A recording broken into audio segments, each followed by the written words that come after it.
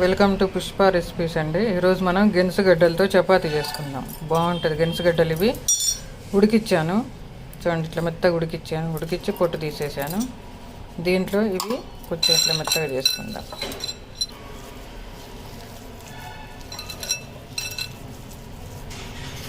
దీంట్లో గోధుమ పిండి వేసుకుందాం.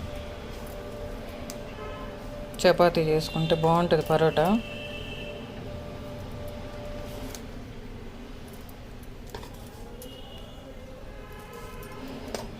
దీంట్లో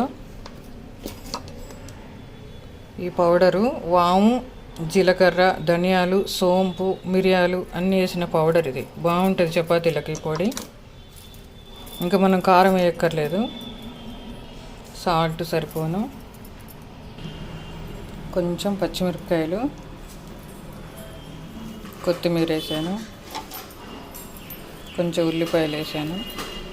జీలకర్ర వేయలేదు, ఎందుకంటే జీలకర్ర మనం ఇందాక నేను మసాలా పౌడర్ వేసేది చూడండి, ఆ పౌడర్లోనే జీలకర్ర, ధనియాలు, మిరియాలు, సోంపు, వాము అవన్నీ వేసి మిక్సీ పట్టా. చపాతీ చేసేటప్పుడు అవన్నీ వేసి పొడి కొట్టుకుంటే మంచి వాసన వస్తుంది. చపాతీ డైజెషన్ మంచిగా అవుతుంది, బాగుంటుంది. ఇట్లా సరిపోలేదు కదా, ఫస్ట్ మంచిగా కలుపుకొని తర్వాత చూడండి ఒక గ్లాసు దీనికి సరిపోను పాలు పోసుకుంటూ కలుపుకుందాం. పాలు పోసుకుంటే కాస్త టేస్ట్ ఉంటుందని పాలు కలిపా. పాలు లేకపోతే నీళ్ళు అయినా పోసుకోవచ్చు. ఇంక ఇది ఇప్పుడు చపాతీ పిండిలాగా కలుపుకుందాం.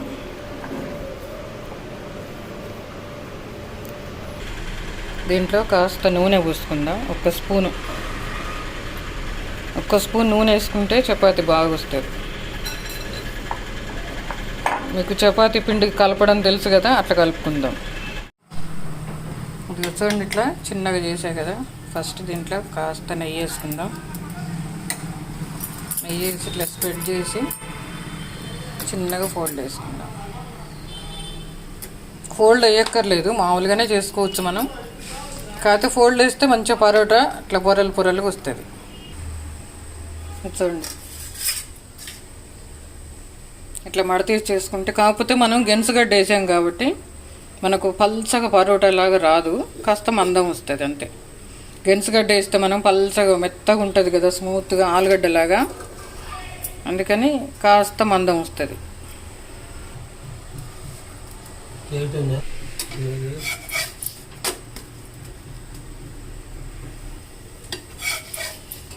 చూడండి కాస్త మందం వస్తుంది. మందం వచ్చినా కానీ ఎంత మెత్తగా ఉంటుంది అంటే ఇట్లా ముట్టుకుంటే ఇది అయిపోద్ది అసలు.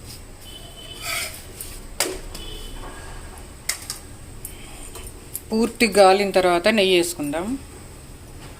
ముందే నెయ్యి వేస్తే మాడిపోద్ది, టేస్ట్ బాగుంటుంది. ముందే నెయ్యి వేస్తే మనం తీసేటప్పుడు నెయ్యి వేసుకుందాం.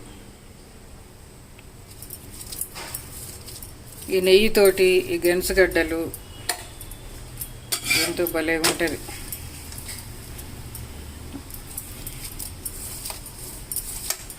గెనుసుగడ్డల పరోటా. మీకు ఇట్లా మడత వేయడం పని ఎక్కువ అనుకుంటే రౌండ్గా చేసేసుకోవచ్చు.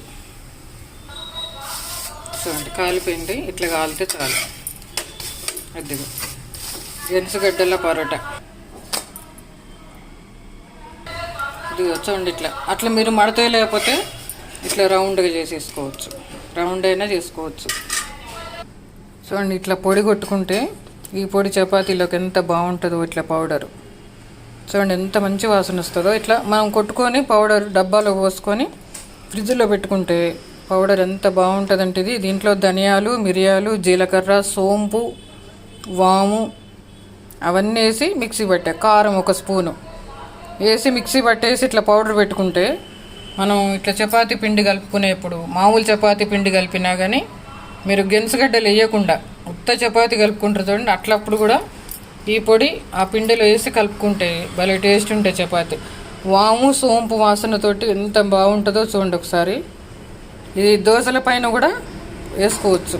దోశల పైన పల్చగా వేసుకోవాలి, ఎక్కువ పట్టదు, ఎందుకంటే వాము వాసన వస్తూ ఉంటుంది.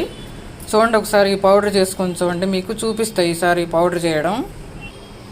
ఇది నెక్స్ట్ ఇది చూడండి ఎంత స్మూత్గా వస్తుందో, ఈజీగానే వస్తుంది పిండి మనం చపాతీ పిండిలాగా కలుపుకుంటే. ఇది రౌండ్గా చేసా.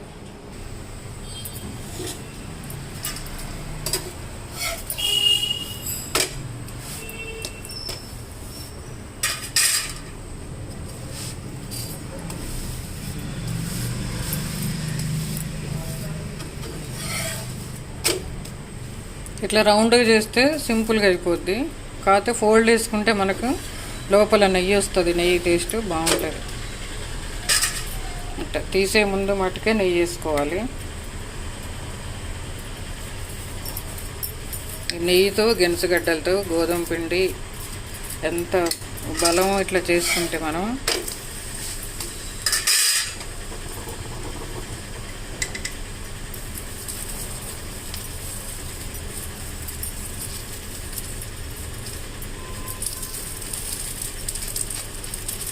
అట్లా దించే ముందు నెయ్యి వేసుకోవాలి. అంతే చూడండి పొంగుతూ ఉన్నది. అంతేనండి గెనుసుగడ్డల పరోటా. మనం దీంట్లో కారం, ఉప్పు, పచ్చిమిరపకాయలు అన్నీ వేసాం కాబట్టి చట్నీ కూడా అక్కర్లేదు. మీకు చట్నీ కావాలంటే దీనికి ఉల్లిపాయ కారం కానీ ఏదైనా వేసుకోవచ్చు. అయిపోయింది. దీంట్లోకి నేను కీమా పెట్టుకుంటున్నా. కీమా పాలకూర బాగుంటుంది చపాతీలోకి. కీమా పాలకూర. కీమా తినేటోళ్ళు కీమా పెట్టుకోండి. మటన్ కానీ చికెన్ కానీ బాగుంటుంది. అవి తినలేని వాళ్ళు మీ ఇష్టం, పండుమిరపకాయల కారం లేకపోతే ప్లెయిన్గా తినొచ్చు. చూడండి ఎంత స్మూత్గా వస్తుందో. ఇట్లా ముట్టుకుంటే చాలు, ఇట్లా అయిపోద్ది. అదిగో